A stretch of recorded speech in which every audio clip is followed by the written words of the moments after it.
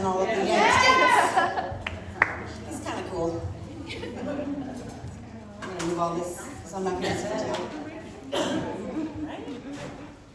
I tried playing the guitar once, but that didn't work out well, so. And I forgot to do this, so I'm going to do it really quick. Where are my little girls? Where's Morgan and Madison? We did some raffles for you ladies, and I'm going to put the pressure on you guys. In fact, Macy, if you want to come and help too, you can. I'll make Macy do the really hard part. She's too cute, so nobody can get mad at her. Come over here, Macy. So I'm going to have you pull a ticket out, and then we'll call the name, and then Morgan and Madison are going to run and give them the gift, okay? So the first one is Haley Fry. And so, yep, roll that hand. All right, go ahead, Macy. Pick out the next one. All right, let's see. And we have Ruth. Is it Rivera? What did I? Starts with an R. Ruth. Oh, yeah. Oh, hi. All right, so take her back. Go ahead. She's right here. There you go. All right, and then we do one more for that. And then Jennifer Cardwell. She's over here. All right, go ahead, Macy. Pull one more for me. All right, and we have Katie Walston. That's what you need. I don't think, did David give you any chocolate for? He gave me a lot of chocolate. All right, well, tell David we can't have any of that. Thank you, girls. Yeah. Say, oh, honey, I got this for you for Valentine's Day. There you go. I forgot to give it to you. Anyway, I wanted to start out tonight showing you a picture of our precious Mary Postel. This was last year at our Can You Feel the Love? And I didn't realize I had so many shirts that had love on it, but I have that one and this one. So I have a lot of love shirts apparently, but I'm not, a love child. But anyway, but we just want to honor her, and her biggest concern, just moments before she passed away, was to make sure that we carried on the legacy of Daughters by Design. She said there's still people that need to know Jesus, so please carry that on. So we do that in honor of her. So everyone wants to hear the words, I love you, right? I mean, I like hearing those words. And as a little girl, I would dream about my Prince Charming. And I would dream about living this fairy tale life, because we all do it, right? Is it just me? And I was blessed with my Prince Charming. On August 14th, 1989, Jeff and he ended up walking into the place of business where I worked. And I immediately thought, he's cute. But sorry, Daniel. I forgot my son's here. Whoops. Anyway, he is cute. And I was totally distracted the entire day. But we were phlebotomists. In case you don't know what that is, we were the guys that stick the needles to get your blood, and you have to have all those lovely tests. So we had a very, very full room of very hangry people, because all they wanted was their coffee and breakfast. So there was no time to chit-chat. We could not discuss about our, new interest of each other. So after we got all the patients out and on their way, within just a few days, it was obviously that we both actually really liked each other. So, and as we were talking one day at lunch, he mentioned this person's name, and I found out that his high school best friend married my high school best friend. I'm like, okay, God, I got it. This is the guy. So we ended up going out on a couple of dates with that couple. And I remember talking to my friend that had married his friend, and I said, we've been talking for like 2 whole weeks, and he hasn't even reached over and held my hand or anything. And we went to the Port Charlotte Center Mall, and my kids all know where it was, because I tell them all the time. I walked in by the statue where the little girl is at the fountain, and he reached over and he held my hand. This is it. So, and then we'd only been dating for a really short time, and he then said, I really love you. And I'm like, I really love you, let's get married. So now we met August 14th of '89. I am not telling anybody that's single to do this, but on June 16th, and I think Daniel has the photo, of 1990, we got married. It must have worked out, because it'll be 32 years this year. But this was the first time, really, in all my life, that I had really felt true love. And our love continued to grow because we had 3 beautiful children. Our first is David. He is 29, and he is married to our beautiful Katie over here. And there's nothing sweeter than seeing your kids take those steps. And then we had Daniel, who is now 26 and mortified in the back. And Janine, who's 19 and in college. But I have a picture. This is Janine and Daniel, and I really don't know how old they were, but that is a perfect picture of their bond. That has been that way since the moment they were connected, and they continue to be that close with each other. But the next picture will be of us taking Janine to college. And as I looked at that photo, that's my husband over there. David's in the middle, Daniel's on the left. Somebody noted on social media, they said it looks like she's got a whole security team walking in behind her. So my husband said, I like that. Make sure the boys see that. These are the bodyguards, and if you even want to talk to her, you gotta go through those 3 guys dressed in black. So anyway, the next picture is us at Christmas. And yes, I make them all wear matching pajamas. I don't care how old they get. It's just the deal. Katie agreed to it before she got married to David. So that is our crew. And then our family continued to grow. On August 18th, I did not have another child. But Michael and Abby moved here from Kansas. And there they are with Finley and Liam. And they went up to see Janine at college. And a couple of the girls were like, we thought we'd already met all your family. And Janine quickly said, Michael's the 3rd brother I never wanted. So, oh well, he fits in good with us. So, along with their parents, of course, Finley and Liam have become a very important part of our family. And I love it when they say, I love you, Dee Dee. And Finley is always, she'll wait till I'm as far away from her as possible, and she'll come into the church and she'll yell, Dee Dee! It's so cute, I love it. Then she'll run up and hug me. And she did it at Publix the other day, and everybody in the store stopped. And they're like, who is Dee Dee? What is happening? But I love it.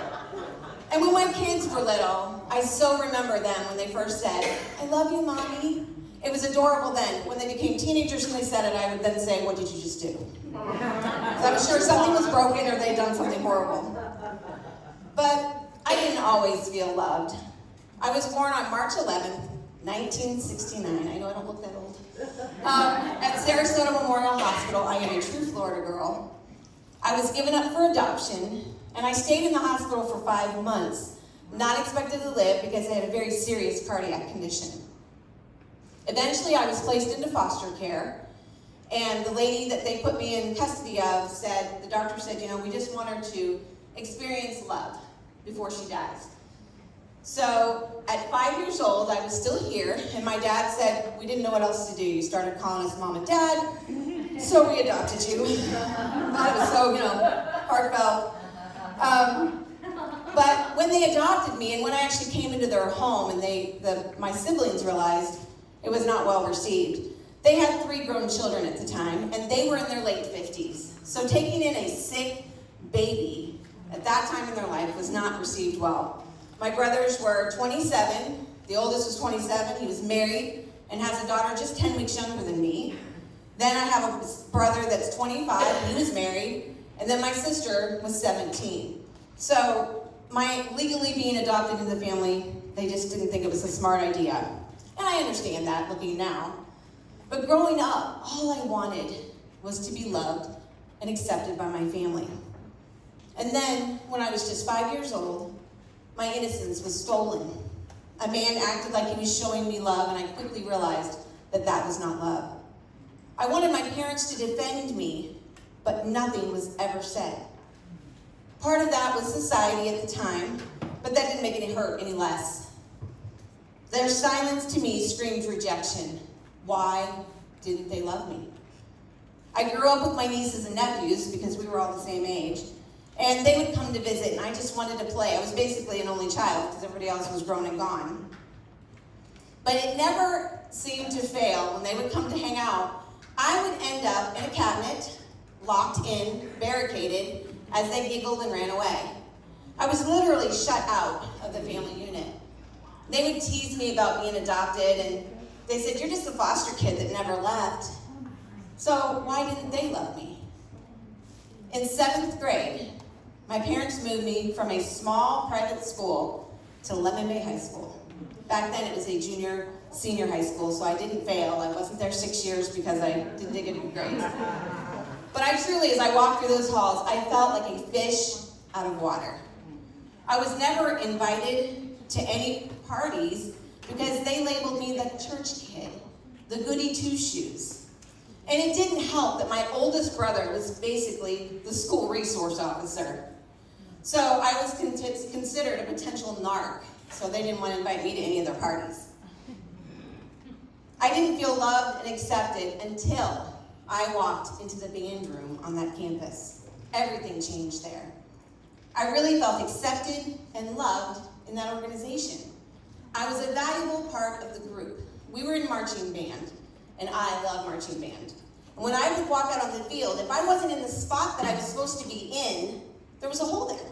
And if I didn't play the music exactly as I was supposed to play, the sound didn't sound good. So I finally felt loved. I was needed. But it really wasn't loved. That didn't fill the huge hole that I had. But I continued to work the very best. I wanted to be the very best of everything I did. I volunteered all the time with the band director. Then, of course, kids turn it around. Students made fun of me for being the teacher's pet.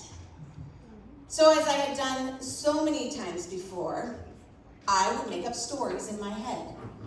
There was a drummer in the band that had really cute dimples, and I really liked him. Don't tell Jeff.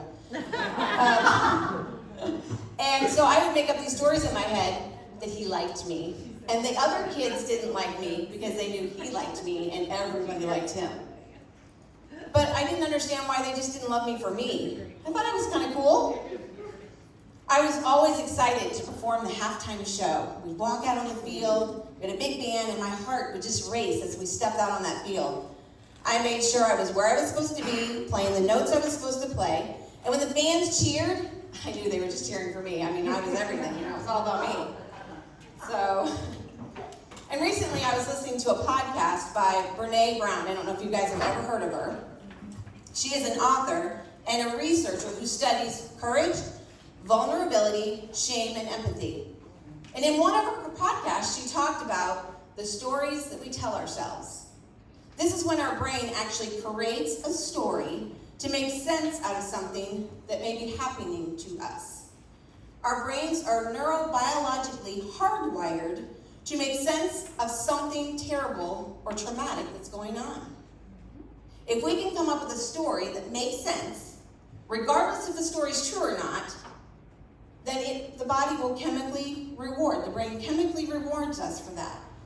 I wanted to belong, and the BAM program was creating a story of love, acceptance, and value. Maybe you've created a scenario in your head when your spouse doesn't respond to your love language. Mine doesn't. Sometimes he's like, what? I have to tell you that I love you every day? I'm like, yes, several times a day. Or when your child is struggling, but they don't want to talk to you about it. Anybody got teenagers? Ever had teenagers? Yeah. Debbie's like, yeah. How was your day, honey? Fine. Do you need to talk? No. Slam door. Talk about no love there. But the only way that we can fill the void of love is just from God. That's right. And there are 4 ways that God shows his love for us. And if we're able to grasp them, it could really change our relationship with him and with how we love others. We're going to use an acronym of love. And the first L is lightening our load. Matthew 28-30 says, "Come to me, all you who are weary and burdened, and I will give you rest. Take my yoke upon you and learn from me, for I am gentle and humble in heart. And you will find rest for your souls, for my yoke is easy and my burden is light." As soon as I was old enough, I worked hard to get people to love me. I served in a variety of churches in a variety of roles over the year. I believe that if I worked hard, volunteered for everything, was there for everything, for everybody, had a servant's heart with a smile on my face, that I'd be loved. I was an accomplished doormat. And that caused a lot of resentment and not love. My focus was what others thought of me.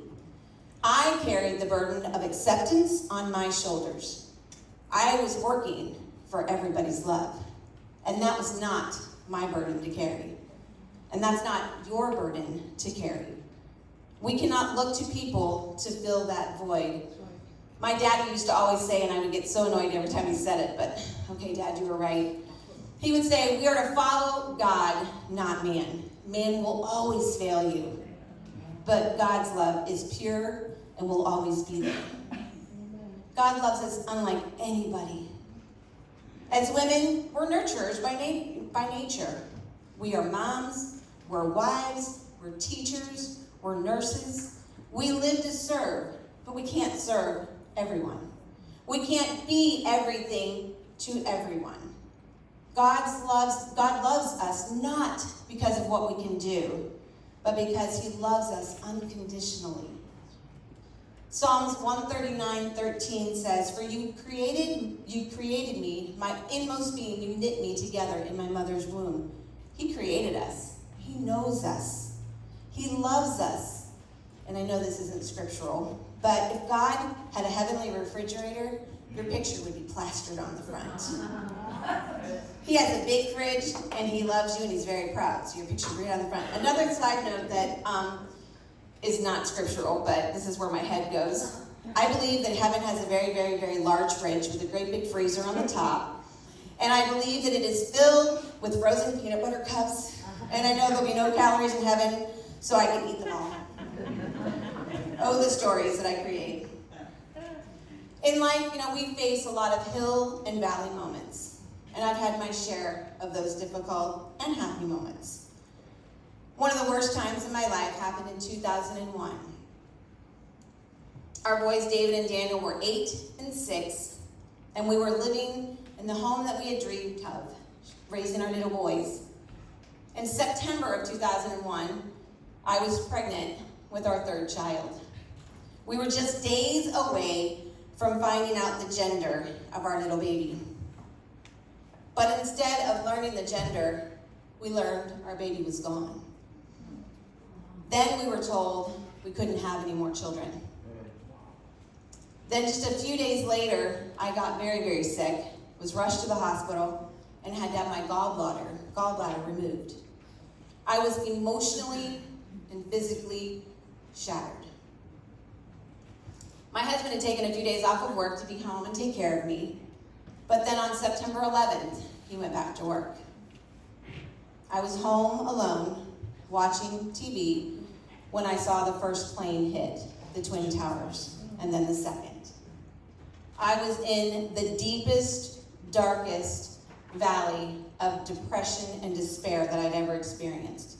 But little did I know, there was more to come. On September 22nd, just a few weeks later, I got a call from my sister that our mom needed to go to the emergency room because she was having difficulty breathing. This was something that happened pretty frequently. She had congestive heart failure. We would take her in, she'd get some medicine, and we'd get her home. So I really felt that was what we were dealing with again. But when I arrived soon after they got her into the hospital, I walked into her being on a ventilator. As I sat with her that night in the ICU, I remember holding her hand and crying, "God, why is this happening? Why did we lose our little girl? Why is my mom in the ICU on a ventilator? Why is the world literally caving in?" And then the next day, Mom passed away. I really didn't believe I could keep on going. I was done.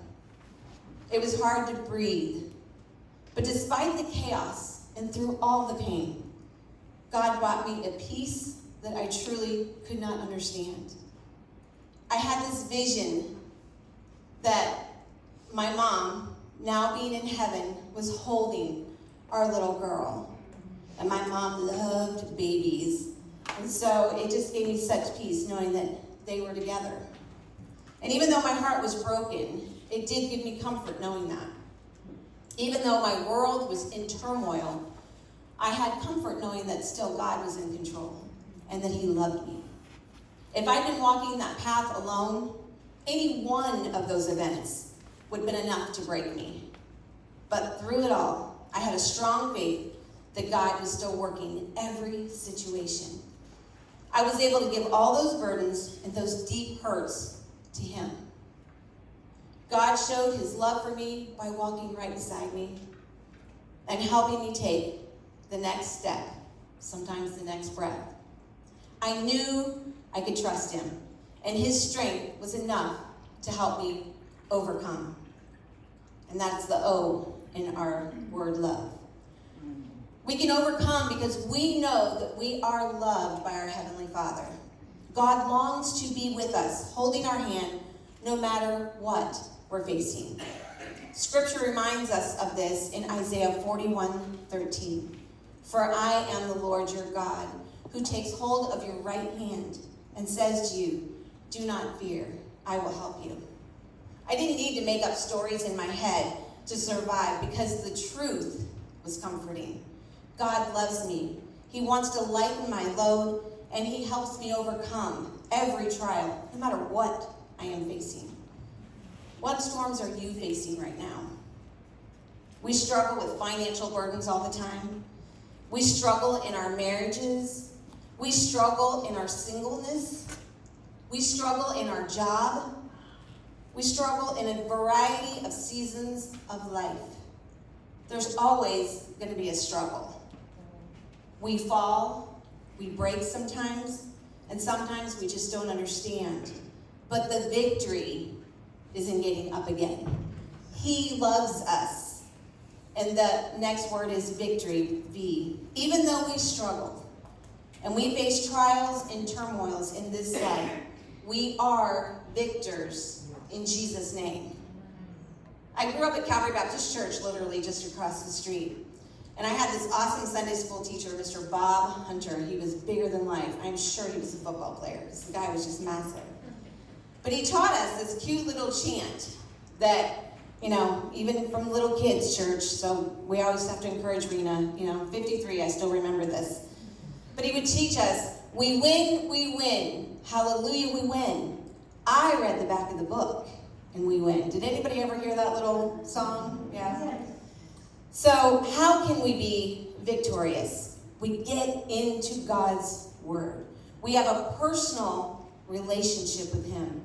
And no matter how many times we get knocked down, we have victory when we get back up.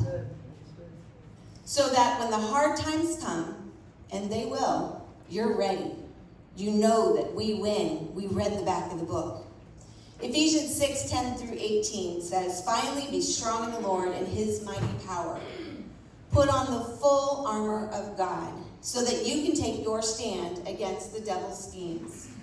For our struggle is not against flesh and blood, but against the rulers, against the authorities, against the powers of this dark world, against the spiritual forces of evil in the heavenly realms. I had to learn to give the burdens to him and stop taking them back, because I did that a lot too. The load was just too heavy for me to carry. I was devastated, as I said earlier about losing our little girl. I was overwhelmed as I watched the Twin Towers fall. I was brought to my knees as my mom breathed her last breath. I really kind of felt like God had forgotten me. Maybe he didn't really love me. I went back to the beginning of feeling like a little foster girl, all alone. Nobody was fighting for me. And when our mom passed away, so did any kind of resemblance of relationship with my adoptive siblings. I was so grateful, though, for my husband and for my little boys. I was grateful for a woman named Donna who became my sister, and my best friend and mentor, a lady named Anne. Without all of them, I really don't know what I would have done. And that's where community comes in. Life is tough, ladies, but the whole goal is to know that we're all here for each other. And they would remind me, God does love you. He hasn't forgotten you. God is still in control. And my friend Anne had introduced me to Proverbs 3, 5, and 6, which I have quoted a million times. Trust in the Lord with all your heart. Lean not unto your own understanding, because there was a lot of that time, and many times since, I didn't understand what God was doing. In all your ways, acknowledge him, and he will direct your path. God has great plans. He loves us, and I just hadn't been able to see that yet. As I mentioned earlier, the doctors had said, I'm sorry, you're not going to be able to have any more children. But, we know God. It's like, ha, watch this. And on August 14th, 2002, at 6:06 p.m., we delivered a healthy baby girl that we named Janine May Rose Watson. God didn't answer my prayers on my timeline. And so often we ask, and we don't get an immediate yes. And in society that we have right now, we want that yes. We want it right now. And sometimes the answer is no. So what are you praying for right now? Maybe prayers for a new or a different job? Prayers for a physical healing? Prayers for a prodigal son or daughter? The waiting is hard. We're a society, like I said, that we just want the answer now. But God is never too early. He is never late. He is always right on time. And he wants the best for us because he loves us. At Thrive a few years ago, which I recommend you guys go, it's amazing, a speaker shared something that she did to help in the waiting. She called them her victory cards. She wrote in big letters on cards, "Did you hear?" And she would write the answer to a prayer that she was praying about. And I have several of those cards on my wall. In fact, some people think they're very strange, but they are all over my wall in my room. She would put things like, "Did you hear? My son found a great job that pays well and offers insurance. Did you hear? My prodigal child has come back to Jesus and is serving in the ministry. Did you hear? My marriage has been healed. Did you hear? God brought me the man that he had been preparing for me at the right time." Some of my personal ones were, "Did you hear? David and Katie found a place to live right next door to us. Thank you, God." But I'm a good mother-in-law. I don't just show up, do I? Not yet. Okay. So, and then another one was, "Did you hear? My kids are serving together at West Coast Church." And yes, I am that specific. Our entire family serves here at West Coast. And there are many Sundays where I will sit and just say, "Thank you, God, that they're all home." And then I had one, "Did you hear? My husband Jeff was hired to work with an amazing company that has benefits and investments." It's actually Sierra's dad help us find that one. And he does have a great job. He works with Sierra's dad at Titan America, and it has great benefits. It has great insurance. So, I just love doing that. It just helps me in that waiting time. And those are just a few that have been answered. And as they are answered, I note and highlight those answers because I want to know and remember. I am thankful for the many highlighted answers to prayer. And they do serve as a reminder of God's love and his perfect timing. And trust me, his ideas and his answers are way better than the ones that I write down. Because I have definitely given him very specific, instructions. I'm like, "God, if you did this, then this would work out this way. This would be great." And I'm sure he's up there going, "When you're done, I'll really take care of this for you."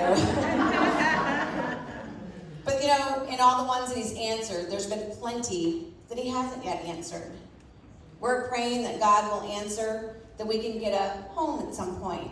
Now, right now, I'm not praying about that quite as much because I do love that my kids live next door. So I'm like, "Okay, God, you can wait on that for a little while." If we could all live on the same cul-de-sac, that would be amazing. But currently, the answer to that request, that prayer, is not yet. And I deal with a lot of physical pain. I have a lot of hardware in my back. And I ask God a lot for healing for that, because there are days that I just can't hardly get out of bed because of pain. But that's okay. I shouldn't be, according to the x-rays, able to even walk But praise God, Hallelujah. I am here and I can walk. Okay? So it may hurt a little bit, but that's okay. I'm going to keep walking. I'm going to keep going. So the answer in that one is just trust me. I've got you. It's coming. And in the middle of all my did you hear cards, and trust me, there's a lot. There's one that I have that says, faith is not believing that God can. It's knowing that God will. In His time and with the perfect answer. I know God loves me. He loves you. And He'll answer in the best way for each of us. The final way that God proves that He loves us is by equipping us with the tools that we need to walk this journey. Isn't God amazing? Not only does He do all this for us, but He equips us with what we need to get it all done. Ephesians 6:10-17 tells us about putting on the full armor of God so that we're prepared to walk in victory no matter what we face. With the full armor of God, we can stand firm. We have the belt of truth. Truth is the belt that holds our armor together. We must know this truth to protect ourselves against the lies of this world, because the lies are fast and furious. So we need to know the truth. He's given us the breastplate of righteousness. Living a right life, rooted in God's word, is powerful in protecting our hearts, killing our flesh, and defeating the enemy. We are given sandals with the gospel of peace. The way you walk through this life will be seen by many. And during a lot of that season of our lives, people kept asking, how are you smiling? And it's like, I'm still sad, I'm hurting, but God is still good. When you carry yourself with the fruit of the Spirit, people stop and notice, and then you can give God all the glory.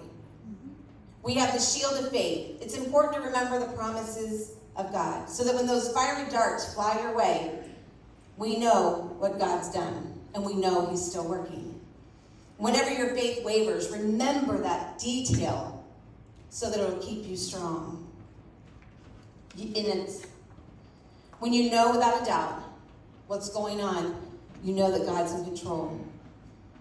We have a helmet of salvation. There's moments in our life that we face dark times, and in those times, our salvation carries us through. When you know without a shadow of doubt what God did on the cross, even death can't defeat us. God's word is the sword of the Spirit. When we truly know God's word, we can fight and defeat all of the enemies. Not today, Satan. Not tomorrow. Never, never, never. And the final piece of our armor is prayer. Without His presence, we are powerless in the fight. We must fight on our knees. The one who has won the war is with us in the battle. And we will see victory when we fight in His power. Ladies, just remember, you are loved by God, your Father. He shows His love for you by lightening your load. Stop taking it back. Just give it to Him. You can cast all your burdens and cares on Him.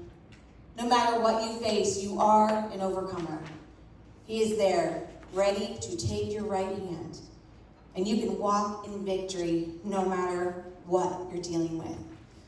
Even if you can't see it or feel it, victory's coming. We win, we win. Hallelujah, we win. I read the back of the book. And we win. We're victorious in Jesus' name. And finally, He shows us His love by equipping us with the full armor of God. God loves you, and this love is the only love that can truly satisfy. Daniel, if you go ahead and start the altar, and I'd like my altar team to come. And if you need any prayer tonight, ladies, just come and you can pray with us. We will pray with you. We love you guys. And the whole idea of what we're doing here with Daughters by Design is to see that you're surrounded by friends. We're family. We say at West Coast Church all the time, we're more than a church. We're a family, and we are. What happens here is not all that happens. We do life outside these walls. And we are so, so blessed. We also have the most amazing pastors, Pastor Dan and Nancy. They love all of us.